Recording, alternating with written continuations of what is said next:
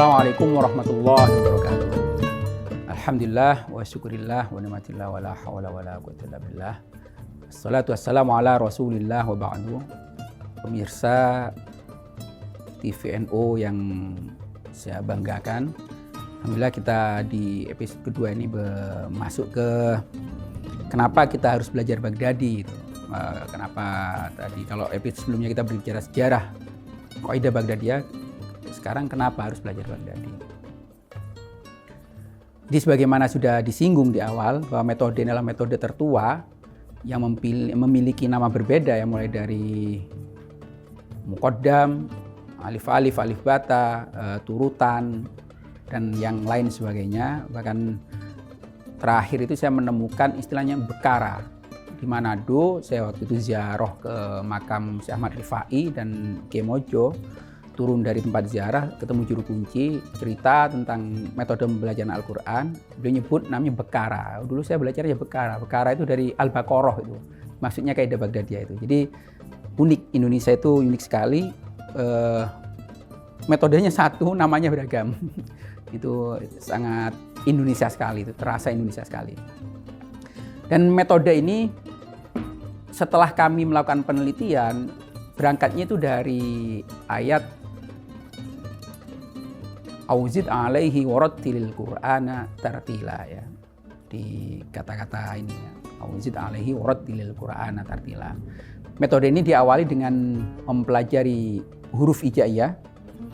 Huruf hijaiyah itu ada yang dulu kita masih ingat ya, alif, ba, ta, sa, jim, ha, kha, dal, zal, ro, zai, sin, sod, bod, po, wo, ain, ghain, fa, qaf, kaf, lam, mim, nun, waw, ha, lam alif, hamzah, ya.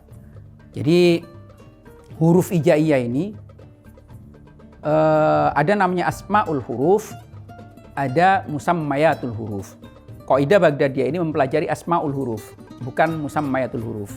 Musammayatul huruf itu langsung membunyikan huruf hijaiyah yang berharokat. Itu aba, tasa, jahaho, ubu, tusu, ibi, tisi. Itu namanya musammayatul huruf. Sedangkan Qaidah Baghdadiyah memulai pembelajarannya dengan belajar asmaul huruf, yaitu dari alif, ba, ta, sa, jim, ha, kha, dan seterusnya. Kenapa kita harus belajar Qaidah Baghdadiyah? Dari ayat warattilil Qur'ana tartila. Kalau kita cek di terjemahan Kementerian Agama, makna tartil itu bermakna perlahan-lahan. Dan bacalah Al-Quran dengan perlahan, seperlahan-lahannya berarti kan, karena tartila itu mahful mutlak. Kalau rottala diartikan perlahan, berarti bacalah Al-Quran dengan perlahan, seperlahan-lahannya. Warattil itu amar. Amar dalam Al-Quran itu punya konsekuensi hukum, ya bisa wajib, bisa sunnah. Dari dalam konteks ini wajib hukumnya. Kalau kita mengambil tafsir dari ayat warattil Qur'ana tartila, misalnya dari tafsir seorang sahabat, Sayyidina Ali mengatakan, kata tartil dalam Al-Quran ini bermakna tajwidul huruf wa ma'rifatul wukuf. Ya, sekali lagi tajwidul huruf wa ma'rifatul wukuf. Jadi membaca tajwid huruf-hurufnya dan mengetahui hal ihwal, waqaf, dan tidak. Tajwid sendiri itu apa? Menurut ulama tajwid bermakna i'ta'u kulli harfin haqqahu wa mustahaqqahu, yaitu memenuhi hak dan mustahak setiap huruf. Huruf itu punya hak dan mustahak yang harus dipenuhi. Apa hakul huruf dan apa mustahakul huruf? Hakul huruf adalah makharijul huruf dan sifatun lazimatun, ya, sifat lazimah. Makharijul huruf dan sifat lazimah, sedangkan mustahaknya adalah sifat aridoh. Hakul huruf kalau tidak terpenuhi akan punya konsekuensi terhadap perubahan makna. Kalau yang mustahakul huruf, sifat aridoh itu nggak sampai berubah makna, meskipun tetap tidak boleh, meskipun maknanya nggak berubah tetap nggak boleh. Jadi tajwid ini kan sebenarnya ilmu riwayat yang dipadukan dengan ilmu diroyah atau ilmu bahasa. Kalau hanya riwayat ansih, ini akan kasusnya seperti tadi. Satu pembaca dengan pembaca yang lain bisa jadi berbeda dan dia tidak bisa mempertanggungjawabkan bacaannya, hanya mengatakan ini dari guru saya. Kalau ada riwayatnya, maka kemudian bisa terverifikasi mana rujukannya, mana ketentuan bahwa bacaannya seperti itu. persis seperti ini. Saya mau memberikan contoh kasus ya. Stick ini panjangnya berapa?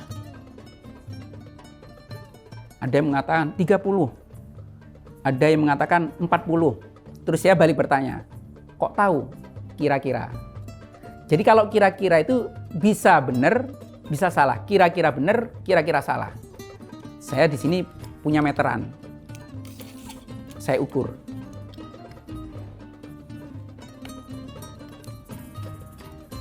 Panjangnya 37,1 ya, 37 cm, 1 mili.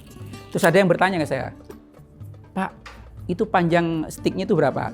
37,1. Kok tahu? Sudah saya ukur pakai meteran.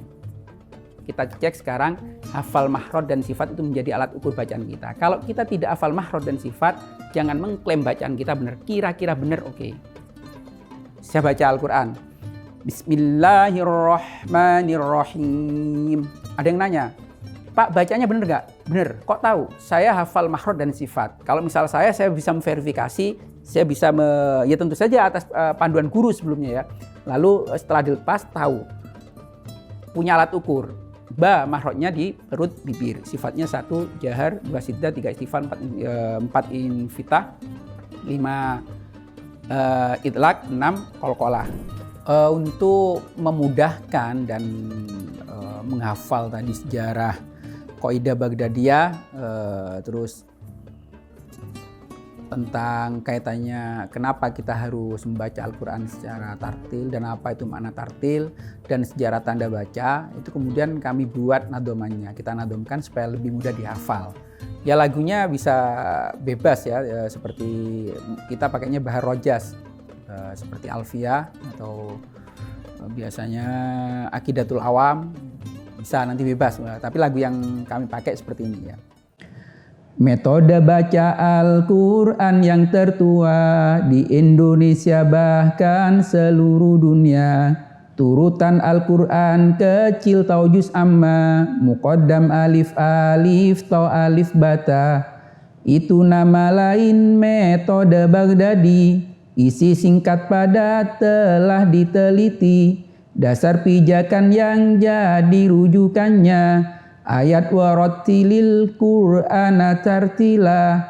Kata tartil 1 nama 2 makna. Yang pertama tempo baca kaitannya, 2 terkait kualitas bacaan.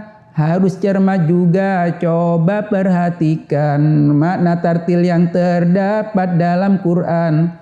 Sayyidina Ali telah menyebutkan tajwidul huruf wa ma'rifatul wukuf. Sadar wakaf juga sadar baca huruf.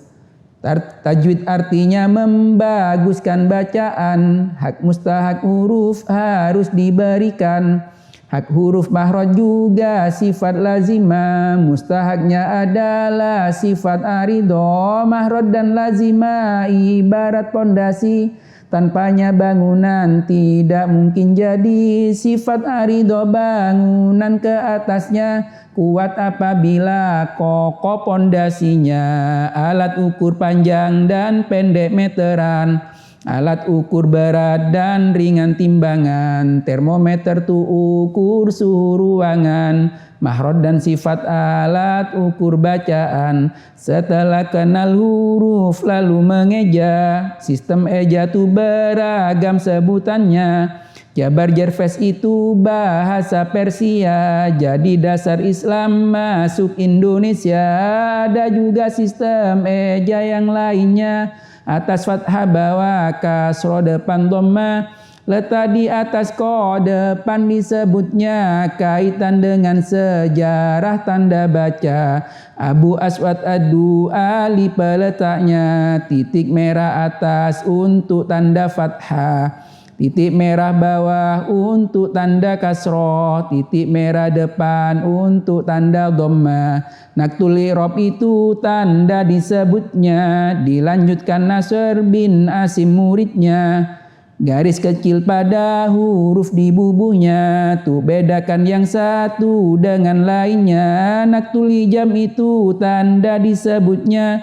Dilanjutkan ulama yang berikutnya, dia Khalil bin Ahmad Al-Farahidi, tanda bacanya dipakai hingga kini. Tanda tasdid itu dari kepala shin, syadid yang artinya itu berat yakin. Sukun terambil dari kepala khonya, khafif itu artinya ringan bacanya. Sukun bulat itu dari kepala mim, dari kata jazm, jim, zai dan huruf mim. Tanda itu terlihatnya sederhana dan ternyata ada akar sejarahnya. Fathah dari huruf alif terambilnya, dhamma dari huruf waw diambilnya, kasrotu dari huruf ya dibuatnya, tanwin tinggal dirangkap saja tandanya. Dhamma tanwin ada juga yang berbeda, bentuk huruf nun waw dipadukannya. Semakin tahu kita asal mulanya, semakin nikmat saat membacakannya. Al-Khalil bin Ahmad telah membuatnya bermanfaat bagi seluruh manusia. Ciri-ciri ilmu itu diridhoi, kan dipakai terus dan terus lestari. Al-Khalil bin Ahmad telah membuatnya bermanfaat bagi seluruh manusia. Ciri-ciri ilmu itu diridhoi, kan dipakai terus dan terus lestari. Alhamdulillah wassalam. Baik, sampai jumpa di episode berikutnya insyaallah. Wallahul muwaffiq ila aqwamit thoriq. Assalamualaikum warahmatullahi wabarakatuh.